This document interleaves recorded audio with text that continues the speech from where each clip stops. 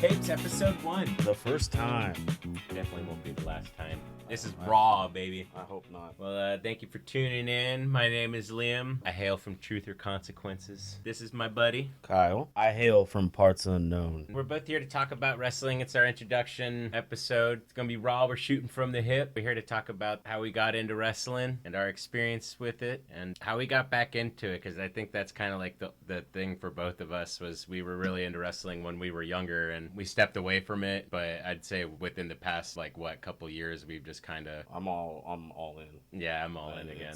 I missed it, and I'm grateful that I had friends that kind of pushed me back into watching it and following it on social media. You know, I don't have cable or anything, but I have social media, and thank God for technology, because now I'm able to see a lot of stuff that I wouldn't have seen or get different aspects of the business. Yeah, like when I came back, I started watching the early run of TNA, and that was some really good wrestling. That felt a lot like the old WCW style, with a new introduction with like AJ Styles with like the NJPW kind of more acrobatic. Yeah, and now that you mentioned WCW, that's the perfect intro for me to talk about what got me into wrestling. It was WCW, and a friend of mine, 7th grade, Mike Nordyke. Shout out to Mike Nordyke if you're listening. He got me into it. It was through video games and stuff like that, and then actually watching it. And it was during the Monday Night Wars, or maybe a little bit before, that I was watching, because I remember Surfer Sting, and then I remember Crow Sting. And that sold me, because The Crow is my favorite movie. Yeah. And I was like, there's a wrestler that does that?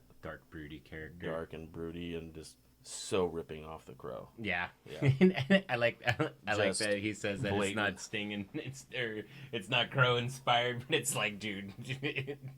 Yes, it is. Yeah. Scott Hall told him about that. He's like, have you ever seen The Crow? Yeah. And he's like, no. And then he watched it, and then all of a sudden you see him next week, and it's The Crow makeup.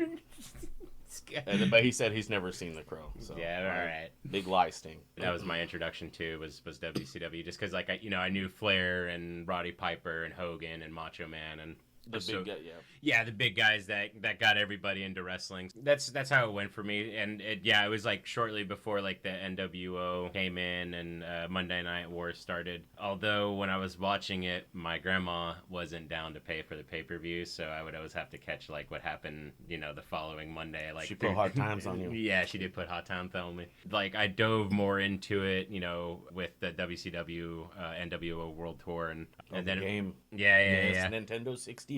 That's right. Yeah, and it was cool because it was like it gave me exposure to other wrestlers that because it was, especially during that time with those two promotions.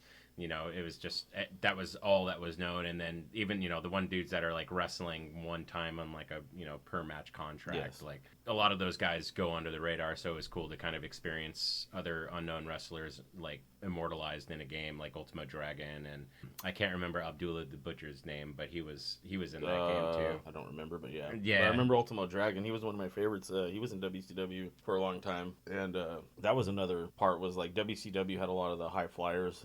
Yeah. Like Rey Mysterio, Juventud Guerrero, Psychosis, La Parca, the chairman. And it was cool, dude. When I got into it, it was like the next day at school, you're talking like, what happened last night on Nitro, what happened on Raw, or like your buddy tells you something you missed because you're flipping back and forth on the channels or whatever. Or if you're recording it, like I did on my VCR sometimes. That way I'd watch WCW and then I could go watch Raw after and not miss it. But yeah, it was like the scuttlebutt, the next day, talking about what happened and all that. And then even going, I grew up in a comic book shop. There was always talk of wrestling in there. Yeah. It was like everybody watched it, and then we would play. There was a card game at the time called Raw Deal, which was like a WWF like Magic. I remember you mentioning to me about that like a few months ago or something like that. I'd like to get a deck and try to play it again because it was super fun. And then I need to talk to my buddy because we also developed a game. Well, they did, where we had the WWF, whatever wrestling action figures you had. Yeah. A lot of us had the Jakks Pacific. They made all the ones for WCW that had like you could break their arm. Like they had like bone crunching action. It was popping and stuff. Yeah. And there was like a dice game, and we had a toy ring.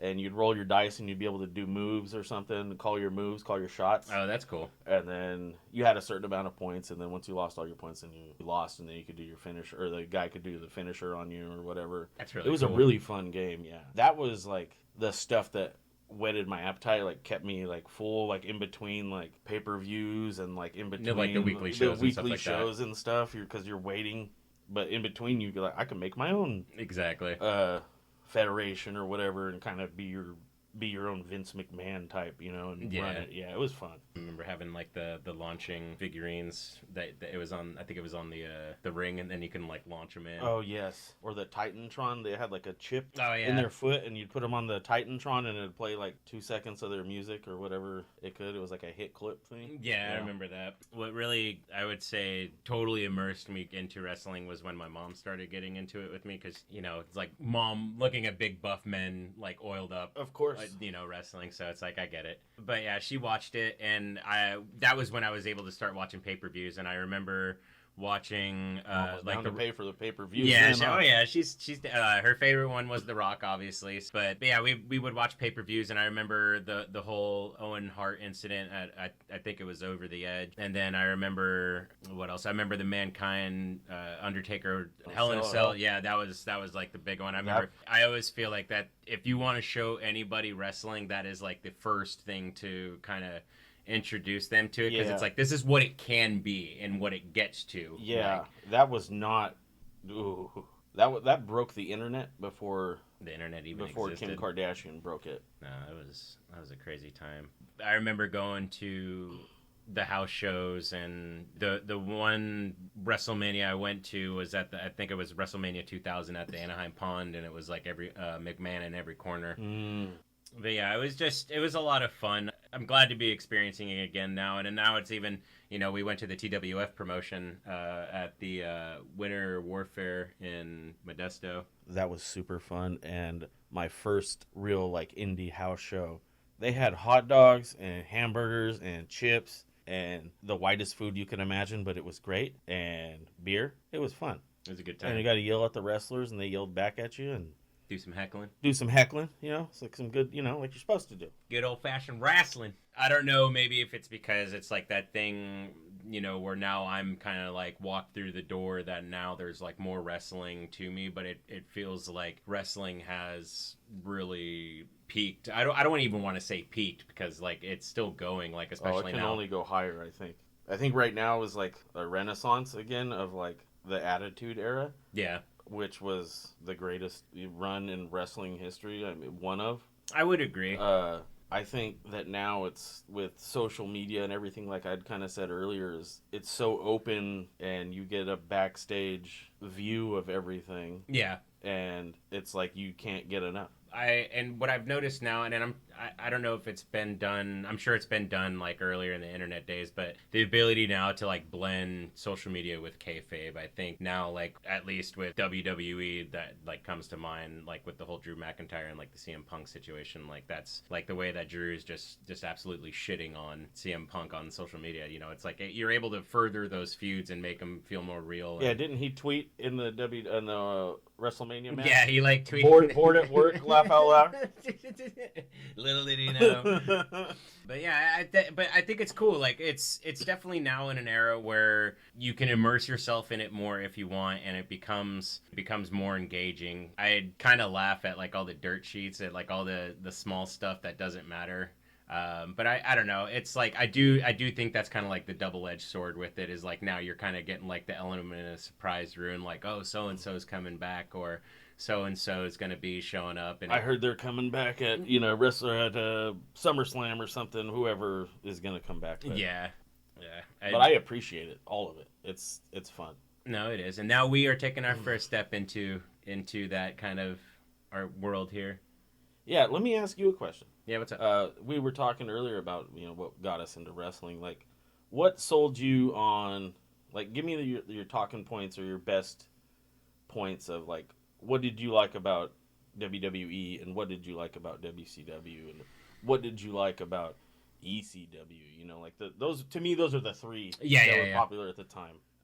So what I liked about So I originally got into WCW because I felt that the characters were a little bit more realistic, whereas WWF, I think during that time they were doing a lot of like the occupation wrestling, like Repo Man, Big Boss Man, and IRS, and stuff like that. Isaac Yankem. Yeah, so it's like you having like an occupation, but it was always kind of goofy for me. But then like once DX and stuff started coming up and the Attitude started, more theatrical stuff. Yeah, that's what drew me in. And I don't like. I think each promotion presented something different. Like they were obviously pushing the boundaries of what was thought of at that time. The one thing too with ECW is like I was never able to watch that too much because it was. Even with like the bra and panty matches and stuff like that, my mom was very puppies. Yeah, like she was like rolled her eyes or like changed the channel during that. So with ECW being more adult oriented and stuff like that, I think I was a little bit more sheltered with that. But I always remember just seeing like footage of it. I'm like, just like I want to watch that. It was so extreme. Sick. ECW lived up to its name. No, and Paul Heyman was a genius. Is a genius. No, it still is. Like that dude's one of the best talkers. But yeah, like going back to your question, I do think that the WWF had more of the theatrics and with more of the Crash TV like crazy style. Like I remember the one with Val Venus like getting his unit chopped off from Kai and Tai, I think it was. Just like the really obscene scenarios that were happening, like and what's funny too is like looking back now, I didn't even realize Val Venus was like a porn star gimmick. Like I was just like, oh, he really likes ladies, and he comes out in a towel. Like it didn't even like dawn on me. But yeah, and I think with WCW, like we were talking about briefly, like they had more of the cruiserweight division where you had more of the athletic flips and the lucha libre kind of style, whereas WWF at the time was more big strong guy, or it was more like brawly type. So I think that both had like their own presentations. They both have their strengths and weaknesses, because obviously we saw what happened with WCW. I remember the one thing that for me was the downfall of WCW when they were doing the NWO angle, and it became this thing where everyone was in the NWO, and then it just split into the Wolfpack, and then like the Hollywood NWO, and like that was cool for a little bit. And like I remember like Sting with the red face paint, and then it was like Conan, and then like God, it was just everybody was in the Wolfpack for a minute. Yeah, so it just kind of like it just overstayed its welcome in my opinion, and that's when I started watching WWF more because of Stone Cold. Stone Cold was the dude that was just anti-authority. I really resonated with him, like even as a kid, just because listening to like punk and hardcore and stuff. So it was like very easy for me to gravitate towards something like that. I know that was a long-winded. Well, for me, it was WCW. What I really loved about it was that it was wrestling. It was technical wrestling. Mm-hmm. And that's what, one of the first things I like to see in a match is I want to see them pull off moves. I don't want to see a lot of theatrics. I mean, I don't mind some high-flying stuff, but, like, be really good at it. Like, draw me in. But I liked watching, your Dean Malenkos, your Chris Benoit's, your Eddie Guerrero's. That's wrestling to me. Your William Regal. Oh, yeah. Or Steven Regal? Was he? He was Steve Regal then. In WCW? Yeah.